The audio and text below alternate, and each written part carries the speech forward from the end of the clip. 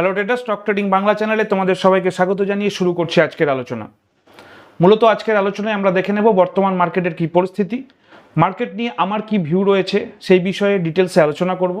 তার সাথে সাথে আমার সেটআপ থেকে উঠে আসা কয়েকটি স্টক ডিটেলস আলোচনা করব তোমাদের সাথে, এবং সবথেকে ইম্পর্টেন্ট এই স্টকগুলো কিভাবে আমি পেলাম বা আমার ওই সেটআপ যেটিকে আমি আরও বেশি করে আপডেট করেছি, রিফাইন্ড করেছি, সেই ডিটেলস আলোচনা এবং তার সাথে সাথে সেটআপটিকে যে আমি গুগল শিটে নিয়ে এসেছি সেই গুগল শিট কীভাবে আমি তৈরি করলাম ইন ডিটেলস তোমাদের সাথে আলোচনা করব। তাই পুরো ভিডিওটি স্কিপ না করে তোমরা পুরোটা দেখো। এখান থেকে পুরোটা দেখার পর তোমরা অবশ্যই অনেক কিছু শিখতে পারবে এবং জানতে পারবে। ভিডিওটি দেখার পর একটি করে লাইক করো আর বেশি বেশি করে শেয়ার করে ফ্রেন্ডস এবং ফ্যামিলি মেম্বারদেরকেও দেখার এবং শেখার সুযোগ করে দাও। সর্বোপরি এই প্রসঙ্গে ট্রেডার্স তোমাদের একটি কথা মনে পড়িয়ে দেবো যে আমি সেবি রেজিস্টার্ড কোনো স্টক অ্যানালিস্ট বা ফাইন্যান্সিয়াল অ্যাডভাইজার নই। তাই আমার বলে দেওয়া কোনো স্টকের প্রাইসের ওপরে সরাসরি ট্রেড বা ইনভেস্টমেন্ট করবে না।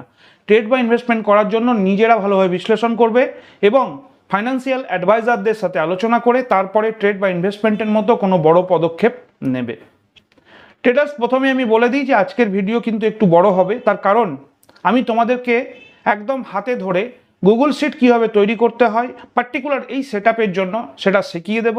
আমি চাইছি যাতে রেডিমেড গুগল শিট তোমাদেরকে শেয়ার করলাম আর সেখান থেকে তোমরা স্ক্যান করে নিজেরা স্টক বেছে নিচ্ছ, সেটা কিন্তু ঠিক নয়। ভালোভাবে শেখা এবং হাতে ধরে শেখানোটাই আমার উদ্দেশ্য, যাতে তোমরাও আগামী দিনে অন্য কোনো ধরনের সেটআপও গুগল শিটের মধ্যে নিয়ে আসতে পারো। তাই কি কি গুগল শিটের মধ্যে আমি ফর্মুলা ব্যবহার করেছি সেটিও অবশ্যই ওপেনলি তোমাদের সাথে ডিসকাস করব এবং এই ফর্মুলা থেকে কি আমরা রেজাল্ট পাচ্ছি সেটাও দেখাবো। তার প্রথমে সবার আগে আমরা একবার স্ক্রিন শেয়ার করে দেখে নেব বর্তমান মার্কেটের কি পরিস্থিতি, অর্থাৎ নিফটি 50 আমাদের যে মেন ইন্ডেক্স, সেই ইন্ডেক্স সম্বন্ধে আমরা একবার দেখে নেওয়ার চেষ্টা করব। ট্রেডার্স, আমরা যদি মার্কেটে একবার ভালো করে লক্ষ্য করে দেখি যে গত দিনের মার্কেটে কিন্তু একটি বড় গ্যাপ ডাউন হয় এবং সেখান থেকে মার্কেট কিন্তু যথেষ্ট নিচের দিকেই সেটেল করে। কোনোভাবেই আমরা কিন্তু এর মধ্যে কোনো বুলিশ লক্ষণ দেখতে পাইনি। এরকম সিচুয়েশনে দাঁড়িয়ে যখন মার্কেটে একদম গ্লোবাল থেকে শুরু করে ডোমেস্টিক সব জায়গাতেই ইন্ডিসেসের মধ্যে একটি নেগেটিভ পতন দেখতে পাচ্ছি, আমাদের এই নিফটি 50-র মধ্যেও কিন্তু সেরকম একটা টেন্ডেন্সি রয়েছে। অর্থাৎ মার্কেট কিন্তু ধীরে ধীরে কুল ডাউন হওয়ার প্রবণতা দেখাচ্ছে।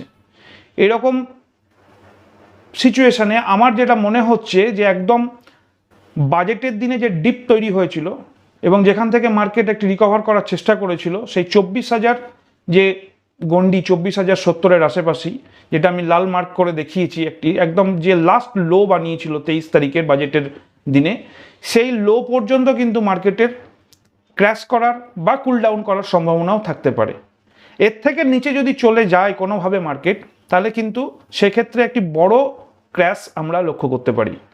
আর এই ধরনের পজিশনে বা এই ধরনের সিচুয়েশনে আমাদের একটি করণীয়, আমরা যে সমস্ত স্টকগুলোতে আমাদের সেটআপ থেকে বেছে নেওয়ার পরে কোনোরকমভাবে ট্রেড ইনিশিয়েট করার চিন্তা করছি, সেখানে আমি সব সময় কোয়ান্টিটি সাইজ, যাকে বলা হয় পজিশন সাইজ, সেই কোয়ান্টিটি সাইজ কিন্তু আমি সব সময় মেনটেন করছি।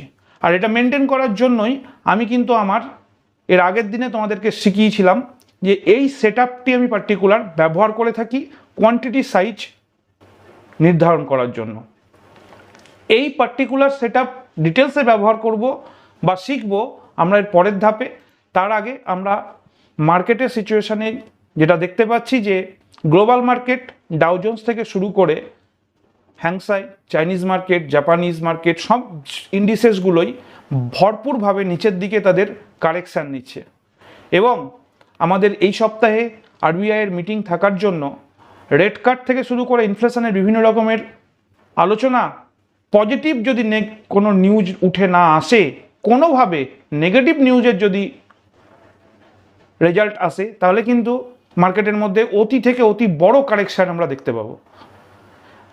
নিচের দিকে কতটা যাবে আমরা নিজেরাও জানি না, আর ওপর দিকে যত যাবে সেটা আমাদের পক্ষে ভালো, কারণ আমরা আগামী দিনে বুল রানে পার্টিসিপেট করে নিজের ক্ষমতা অনুযায়ী নিজের কোয়ান্টিটি সাইজ এবং ক্যাপিটাল ম্যানেজমেন্টের কথা মাথায় রেখে সেখান থেকে কিছুটা প্রফিট অর্জন করতে পারবো। ট্রেডার্স, এবারে আমরা দেখে নেব যে বর্তমান এই রকম পরিস্থিতিতে দাঁড়িয়ে আমার সেটআপ থেকে উঠে আসা দুটি স্টকের আলোচনা। আমি দুটি স্টক ব্যবহার এই কারণেই করেছি, শুধুমাত্র তোমাদেরকে দেখানোর জন্য। ওই দুটি স্টক কিভাবে উঠে এলো তার ইন ডিটেলস আলোচনা করব এর পরবর্তী ধাপে।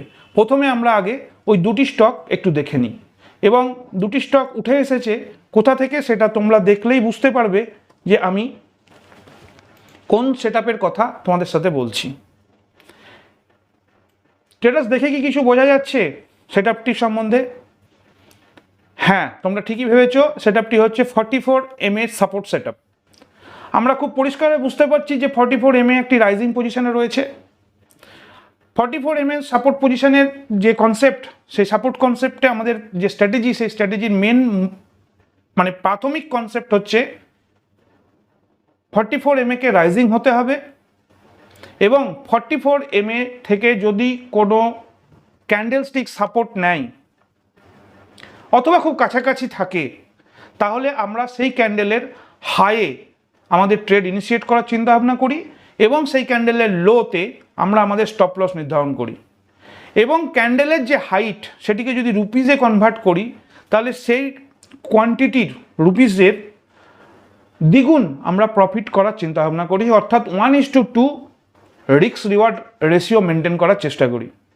অনেক ক্ষেত্রে এমনও হয়েছে আমার জন্য যে কখনো কখনো 1.2 এর জায়গায় আমি 1.4 ইভেন 1.5 পর্যন্তও কিন্তু ক্যাপচার করতে পেরেছি। সেটির জন্য আমাদেরকে অবশ্যই ওই স্টপ লসটিকে আস্তে আস্তে ট্রেল করে করে নিয়ে যাওয়ার একটি প্রবণতা রাখতে হবে। এই মুহূর্তে দাঁড়িয়ে যেমন আমি ভোল্টাসের ক্ষেত্রে দেখতে পাচ্ছি, ভোল্টাস কিন্তু যথেষ্টভাবে একটি 44 MA তে সাপোর্ট নিচ্ছে, এবং এই পার্টিকুলার ক্যান্ডেলের ক্ষেত্রে যদি আমরা এর লো মার্ক করি তাহলে দেখতে পাচ্ছি 1481 টাকা 95 পয়সা, এবং হাই হচ্ছে 1531 টাকা 25। আমরা এর হাইয়ের থেকে একটু ওপরে অর্থাৎ 1531 টাকা 25-এর জাস্ট ওপরে আমাদের জিটিটি অর্ডার ক্রিয়েট করব। যদি কোনোভাবে মার্কেট 1531 টাকা 25-এর ওপরে না গিয়ে নিচের থেকেই তার ডাউন জার্নি শুরু করে এরকম একটি আবহাওয়ার মধ্যে, তাহলে কিন্তু আমাদের ট্রেড ইনিশিয়েট করবে না, আমাদের ক্যাপিটাল সংরক্ষিত থাকবে, আমরা কোনোভাবেই কখনো লসের সম্মুখীন হব না। আর আরেকটি ধাপও বলে দিই, যদি কোনোভাবে 1531 টাকা 25 পয়সার ওপরে ট্রেড ইনিশিয়েট করলো, ট্রেড জার্নি শুরু করলো, তারপরেই আবার সেখান থেকে রিভার্স করলো, সেক্ষেত্রে 1481 টাকা 95 আমাদের যে স্টপ লস রয়েছে সেই স্টপ লস হিট করবে, আমরা ট্রেড থেকে কুইট করব। একদম বেসিক জিনিস। এবারে আমাদের যে পরবর্তী স্টক আমরা আমাদের সেটআপ থেকে দেখে নিয়েছি, সেই স্টকটি যদি একবার বলি তাহলে আইসিআইসিআই ব্যাংকের ক্ষেত্রে আমরা দেখতে পাচ্ছি যে এখানেও কিন্তু 44 MA তে সাপোর্ট নিচ্ছে লাস্ট ক্যান্ডেল, এবং যে ক্যান্ডেলের হাই সেটি হচ্ছে 1201 টাকা 65, এবং ক্যান্ডেলের লো হচ্ছে 1190 টাকা 10। সুতরাং এই একই পদ্ধতিতে একই সিস্টেমে আমরা কিন্তু আমাদের ট্রেড ইনিশিয়েট করার চিন্তা ভাবনা করব। কোনো কারণে মার্কেটে যদি ডাউনওয়ার্ড মোমেন্টাম দিয়েও দেয় তাহলে আমাদের ট্রেড আইদার ইনিশিয়েট করবে না, অথবা ট্রেড ইনিশিয়েট করার পর যদি ডাউনওয়ার্ড চলে আসে তাহলে আমাদের স্টপ লস হিট করবে, আমরা মিনিমাম স্টপ লস নিয়ে সেখান থেকে ট্রেড এক্সিট করব। ট্রেডার্স, আমি তোমাদের সাথে দুটি স্টক নিয়ে আলোচনা করলাম। এই দুটি স্টক কোনোভাবে কিন্তু রেকমেন্ডেশনের জন্য নয়, শুধুমাত্র সেটআপটিকে বোঝানোর জন্য কি করা উচিত বা আমি নিজে কি করে থাকি সেই ব্যাপারে ইন ডিটেলস আলোচনা করলাম। এখন আমি দেখে নেব তোমাদের সাথে পরিষ্কারভাবে যে এই স্টকগুলো আমি কিভাবে পেলাম।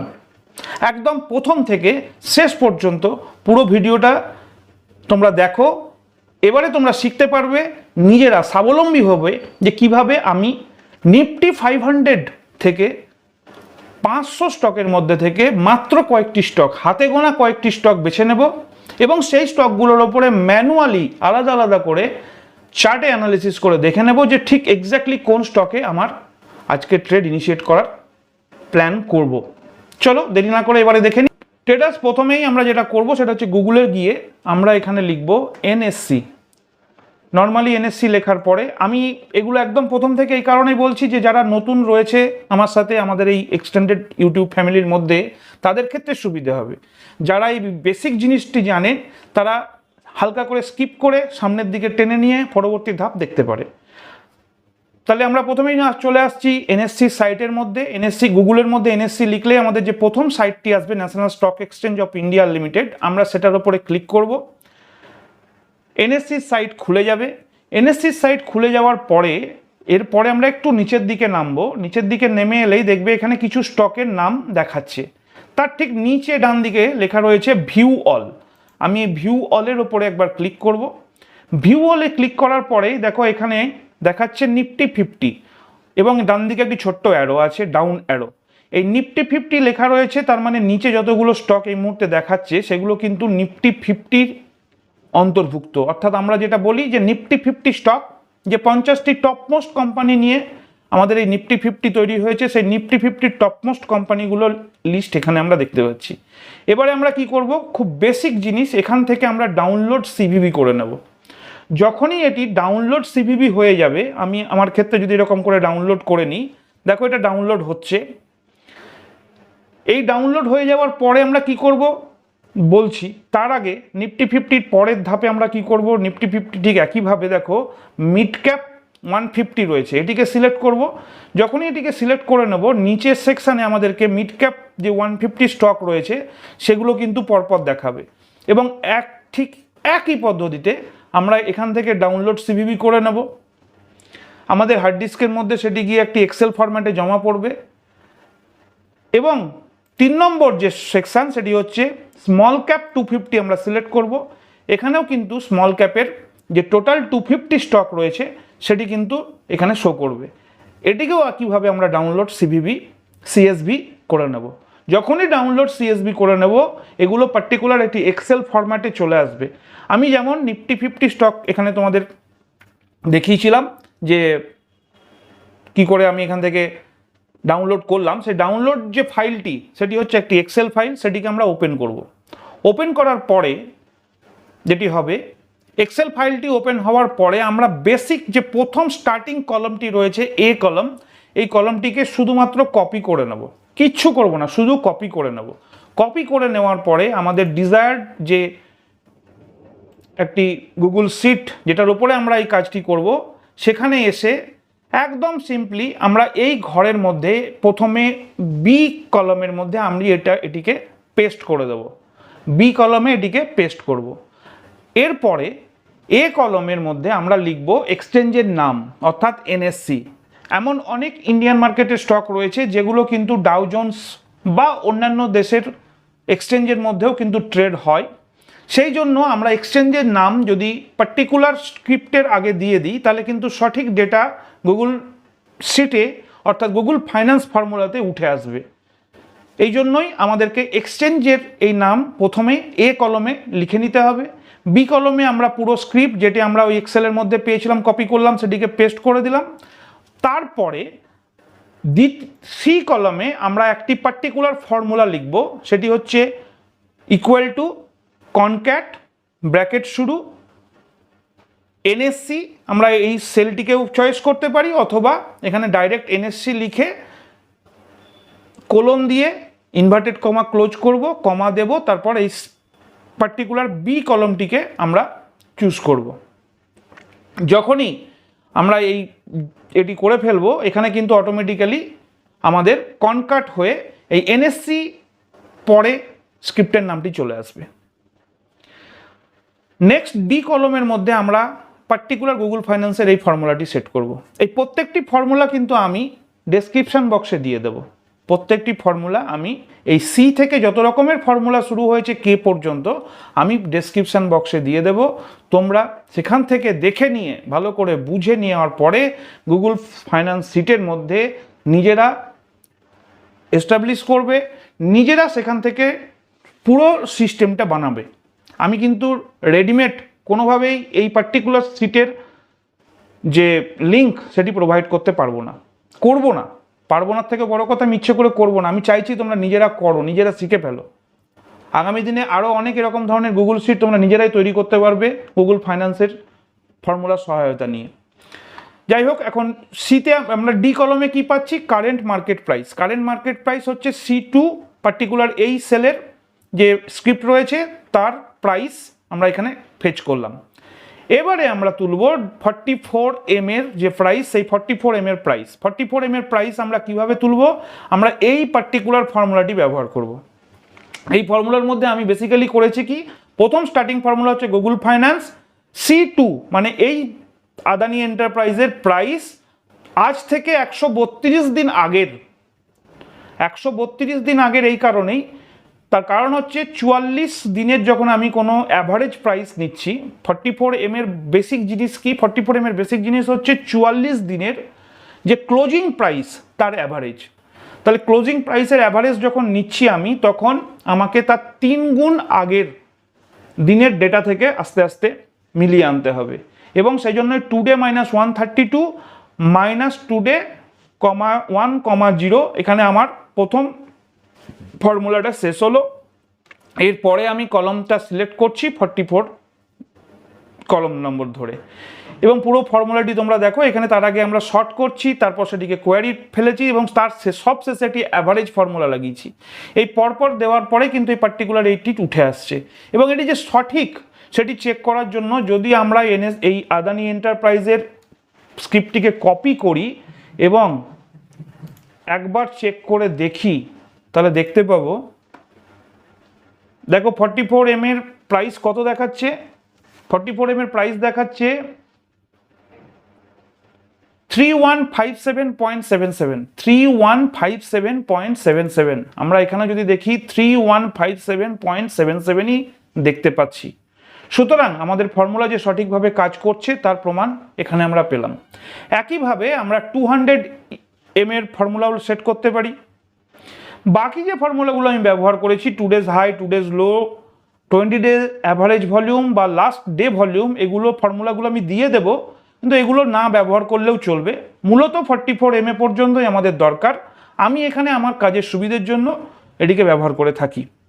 এবং সবচেয়ে ইম্পর্টেন্ট যে কে সেলের মধ্যে আমাদের যে ফর্মুলাটি রয়েছে, সেই ফর্মুলাটি কিন্তু খুবই ইম্পর্টেন্ট। এখানে আমি অ্যাকচুয়ালি এটা সেট করেছি, যদি কারেন্ট মার্কেট প্রাইস 44M এর থেকে বড় হয় এবং কারেন্ট মার্কেট প্রাইস 44M এর 2%-এর মধ্যে থাকে, তাহলে আমি কিন্তু জিটিটি অর্ডারের জন্য এটিকে সিলেক্ট করতে পারি। আবার একইভাবে যদি কারেন্ট মার্কেট প্রাইস 44M এর থেকে কম হয় এবং 2% রেঞ্জের মধ্যে থাকে, তবেই কিন্তু আমি জিটিটি প্রাইসের জন্য, জিটিটি অর্ডারের জন্য লক্ষ্য করতে পারি, অথবা সম্পূর্ণরূপে অ্যাভয়েড করতে পারি। আর এই কারণের জন্যই এই ফর্মুলাটিকে আমি এখানে প্লেস করেছি। সমস্ত ফর্মুলাগুলো আমি ডেসক্রিপশানে দেবো, অবশ্যই তোমরা সেখান থেকে দেখতে পারবে। চাইলে তোমরা এটিকে পজ করে স্ক্রিনশটও নিতে পারো, সেটা তোমাদের চয়েস। এখান থেকে কিন্তু উঠে আসছে যে আমার এই বর্তমান মার্কেট প্রাইস 44M এর সাথে কতটা দূরে রয়েছে, অর্থাৎ 2% আপ এবং 2% ডাউন, এই টোটাল রেঞ্জের মধ্যে যদি কোনো প্রাইস থাকে, অর্থাৎ তার মানে 44M এর একদম কাছে রয়েছে, আমি সেই স্টকটিকে শর্টলিস্টেড করছি। এখান থেকে শর্টলিস্টেড হওয়ার পরে আমার স্টকগুলো, এখানে তো 50টি স্টক রয়েছে, এখান থেকে এরকম করে তো কোনগুলো সবুজ রয়েছে, কোনটা নর্মাল অ্যাভয়েডে রয়েছে, কোনটা লুক ফর জিটিটি, আমি এখান থেকে এরকম করে তো বাছা সম্ভব নয়। সেই জন্যই আমি এটি একটি শর্ট লিস্টেড করে নিয়েছি, যে নিফটি 50 আমার এখানে শর্ট হয়ে চলে আসবে, যেগুলোতে আমি আমার জিটিটি অর্ডার লাগাতে চাইছি। এখন নিফটি 50-র মতো একইভাবেই সেম ফর্মুলাতেই সেম প্রসেসে নিফটি নেক্সট 50, তারপরে অল পিএসইউ তোমরা চাইলেও করতে পারো, এটা আমি নিজের ব্যবহারের জন্য করেছি, তোমরা না চাইলেও করতে পারো। এরপরে আমরা চলে যাব মিড ক্যাপ 150 এবং সব শেষে হচ্ছে স্মল ক্যাপ 250। এইভাবে প্রত্যেকটি আলাদা আলাদা সিট, যেখানে আমাদেরকে স্টক শর্টলিস্টেড হবে। টোটাল স্টক শর্টলিস্টেড হয়ে গেলে আমরা একটি আলাদাভাবে স্পেশাল শর্টলিস্টেড সিট তৈরি করেছি, যেখানে পার্টিকুলার নিফটি 50-তে যে সমস্ত স্টকগুলো গ্রিন হয়েছে সেগুলোই উঠে আসছে, তারপরে নিফটি নেক্সট 50 স্টক উঠে আসছে, তারপরে অল পিএসইউ উঠে আসছে, তারপরে আবার মিড ক্যাপ উঠে আসছে, তারপরে আবার স্মল ক্যাপ উঠে আসছে। এখন এর মধ্যে থেকেও যে সমস্ত স্টকগুলো 44 থেকে নিচে রয়েছে, 44M এর ঠিক নিচে প্রাইস ক্লোজ করেছে, সেই ধরনের স্টকগুলোকে কিন্তু আমরা এখান থেকে বাদ দেব, এবং আরও রিফাইন্ড করে আমরা শুধুমাত্র সেই স্টকগুলোকেই নেব যে স্টকগুলো 44M এর ওপরে রয়েছে। এখন দেখা যাক সেখান থেকে, তার জন্য কিন্তু আমরা বেসিক্যালি সিএমপি এবং 44M এর তুলে নিলাম। যা করলাম, এখান থেকে আমরা অ্যাকশানে কি দিলাম, যে যদি সিএমপি 44M এর থেকে বড় হয় তবেই আমাকে প্লেস জিটিটি অর্ডার সিম্বল দেবে, আদারওয়াইজ ওয়েট সিম্বল দেবে।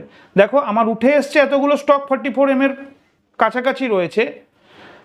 Adani enterprise, Bajaj auto, Cipla, HDFC bank, ICICI bank, Kotak bank, LNT, Maruti, NSC, Nestle India, Reliance, SBIN এবং উইপ্রো, এরা সবাই কিন্তু রয়েছে 44M এর একদম কাছাকাছি। কিন্তু নেসলে ইন্ডিয়া, রিলায়েন্স, এসবিআইএন আর উইপ্রো এরা রয়েছে 44 নিচে। চেক করে নেওয়া যাক। যদি উইপ্রো একবার আমরা চেক করি প্রথম থেকে, উইপ্রো আমরা এখানে কপি করলাম, এখানে পেস্ট করলাম, চার্টের মধ্যে দেখলাম, দেখো কি দেখতে পাচ্ছি, 44M এর নিচে এসে ক্লোজিং দিয়েছে। আমি বলছি না যে এটি খুব খারাপ। 44M তে সাপোর্ট নেওয়া, 44M এর মধ্যে ওপর থেকে সাপোর্ট নেওয়া, 44 নিচে মধ্যে কোনো বডি ক্লোজ করা, সবই কিন্তু এক। কিন্তু আমি আমার নিজের জন্য এটিকে আরও ভালো করে রিফাইন্ড ফিল্টার করার জন্য এই পার্টিকুলার সিস্টেমটি অ্যাপ্লাই করেছি। ঠিক একইভাবে যদি এসবিআইএন দেখে নিই, এসবিআইএন যদি একবার আমরা এখানে চার্ট চেক করি তাহলে দেখতে পাবো একইভাবে এসবিআইএনও সেম। আবার যদি আমরা কোটাক ব্যাংক চেক করি, কোটাক ব্যাংক কিন্তু আমাকে সিগন্যাল দিচ্ছে প্লেস ডিটিডি অর্ডার, অর্থাৎ কোটাক ব্যাংক আমার এই সেট আপ অনুযায়ী বা সিস্টেম বা গুগল ফাইন্যান্স অনুযায়ী কোটাক ব্যাংকে থাকা উচিত 44-এর ওপরে। চেক করে নেওয়া, চেক করতে আমাদের কোনো অসুবিধা নেই, আমরা একবার চেক করে দেখে নেবো। এখানে কোটাক মাহিন্দ্রা দেখেই নিচ্ছি, দেখো 44-এর ওপরে। তার মানে আমি এখানে বেসিক্যালি আরও ছোট করে ফিল্টার করলাম। আমার উঠে এসেছিল 12টি স্টক টোটাল, এখানে টোটাল 11টি স্টক উঠে এসছে। আমি 11টি স্টক থেকে আরও ছোট করে ফিল্টার করে আরও কম সংখ্যক স্টক নিলাম এবং সেই স্টকগুলোকেই আমি ফাইনাল জিটিটি অর্ডার নামে একটি সিট বানিয়েছি, সেখানে নিয়ে এলাম। সেখানে নিয়ে আসার জন্য আমার পার্টিকুলার ওই স্টকগুলো দেখো সংখ্যায় কমে 8টি স্টকে পরিণত হয়েছে এবং একদম এক্স্যাক্ট ফিল্টার আউট হয়ে উঠে এসছে। আমি এখন এই স্টকগুলোকে যদি ম্যানুয়ালি প্রত্যেকটি আলাদা আলাদা করে চেক করি এবং আমার ক্যাপাসিটি অনুযায়ী, আমার quantity size, capital management, risk reward ratio সব কিছু যদি মাথায় রাখি, তাহলে আমি আমার মতো করে এখানে ট্রেড ইনিশিয়েট করার চিন্তা ভাবনা করব। এখন এই ক্ষেত্রে পুরো ব্যাপারটা হয়ে যাওয়ার পরে আমাদেরকে বেসিক জিনিস যেটি করতে হবে সেটি হচ্ছে আমাদের কোয়ান্টিটি সাইজ নির্ধারণ করতে হবে। এখন এই কোয়ান্টিটি সাইজ নির্ধারণ করার জন্য আমি একটি ছোট জাস্ট দেখে নিচ্ছি উদাহরণ হিসাবে। আমরা যদি এখানেই দেখে নিই যে ফাইনাল জিটিটি অর্ডার যেটা আমরা প্লেস করেছিলাম, সেই ফাইনাল জিটিটি অর্ডার অনুযায়ী আমি ধরে নিচ্ছি মিড ক্যাপ থেকে ভোল্টাস, পার্টিকুলার এই ভোল্টাস স্টকটিকে আমি সিলেক্ট করলাম। এটি আমাদের মিড ক্যাপ থেকে নেওয়া। এই মিড ক্যাপের থেকে নেওয়ার ফলে আমি এখান থেকে এটিকে পেস্ট করলাম, ভোল্টাস প্লট করলাম চার্টের মধ্যে। ভোল্টাসে আমরা দেখতে পাচ্ছি, যেমন আমি আগেও দেখালাম, 1531 হচ্ছে আমার হাই, 1481 টাকা 95 লো। এবারে আমরা চলে আসবো আমাদের কোয়ান্টিটি সাইজ বের করার যে ফর্মুলা, সেই কোয়ান্টিটি সাইজের মধ্যে। প্রথমেই বলে দিই, এখানে ট্রেডিং ক্যাপিটাল 1 লাখ লেখা হয়েছে, কারণ আমি কোনো একটি স্টকে ধরে নিচ্ছি এই ভোল্টাসের ক্ষেত্রে 1 লাখ সর্বাধিক এনগেজ করার চিন্তাভাবনা করছি। যদি আমি 1 লাখ ক্যাপিটাল এনগেজ করতে চাই এবং কনজিকিউটিভ 15 বার ট্রেড নেওয়ার পর যদি আমি এখানে 30,000 লস সম্মুখীন হই, তাহলে প্রতিটি ট্রেডের ক্ষেত্রে আমার 2000 পর্যন্ত লস হওয়ার সম্ভাবনা রয়েছে। অর্থাৎ ম্যাক্সিমাম লস ডিভাইডেড বাই 15। প্রত্যেকবার যদি আমি 2000 করে লস করি, তাহলে সর্বাধিক 15 বার পর 15 বার করতে করতে আমি কিন্তু 30,000 পর্যন্ত লস করতে পারি। এই বেসিক ফর্মুলাকে কাজে লাগিয়ে যদি আমি 1531 টাকা 35 পয়সা, যেটি আমি আমাদের ভোল্টাসের ক্ষেত্রে দেখতে পাচ্ছি 1531 টাকা 25 পয়সার থেকে জাস্ট একটু ওপরে, আমি এর প্রাইস, এন্ট্রি প্রাইস নির্ধারণ করলাম এবং স্টপ লস সিস্টেম অনুযায়ী, অ্যাজ পার সিস্টেম লেখা আছে, সিস্টেম অনুযায়ী কি রয়েছে 1481 টাকা 95। আমার কিন্তু এখানে 1481 টাকা 95 এন্ট্রি করলাম।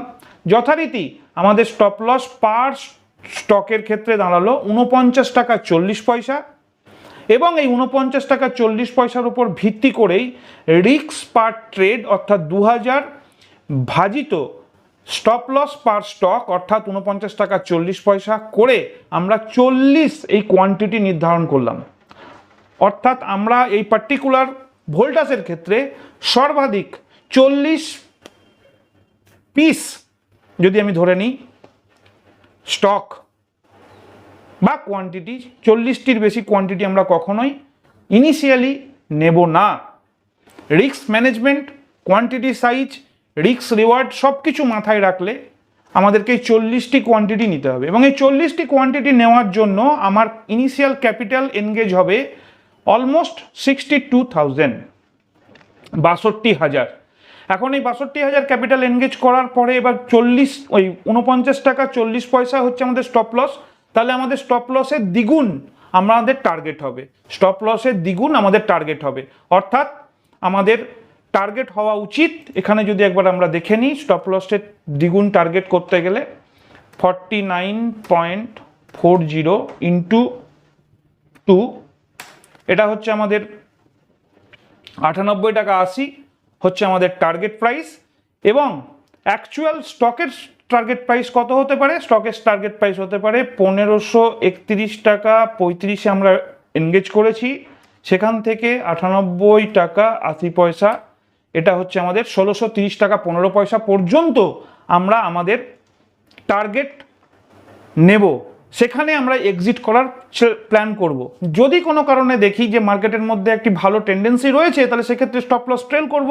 এবং এই 1630 টাকা 15 পয়সায় কিন্তু আমি এখানে মার্ক করে রেখে দিয়েছি, দেখে নাও ভালো করে, 1630 টাকা 80 পয়সাতে কিন্তু আমি মার্ক করেছি।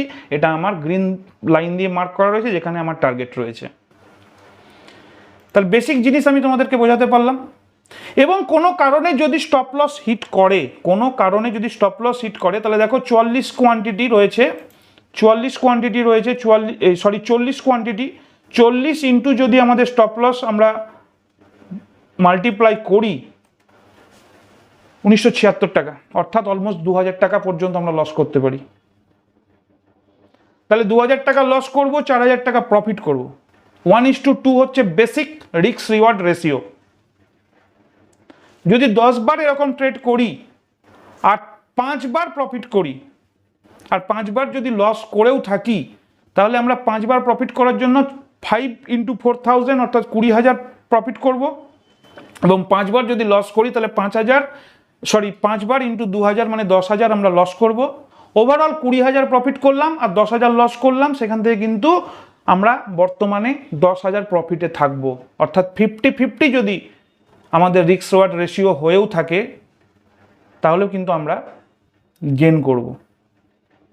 এবং এই 44MA এতটাই জাস্টিফাইড এবং ট্রাস্টেড, আমি নিজে বিভিন্ন দিন ব্যবহার করে থাকি। আমি বেসিক্যালি খুব কম স্ট্র্যাটেজি অ্যাপ্লাই করি। আগে আমি 20 ডেজ হাইয়ের ওপরে হাই কাজ করতাম, তারপর সেখান থেকে আস্তে আস্তে শিফট করে করে সেখানে অনেকটা সময় আমার এনগেজ হয়ে থেকে যেত। সেজন্য আমি শিফট করে সুইং ট্রেডিংয়ের জন্য আরও অনেক স্ট্র্যাটেজি নিজের জন্য অ্যাপ্লাই করতে থাকলাম।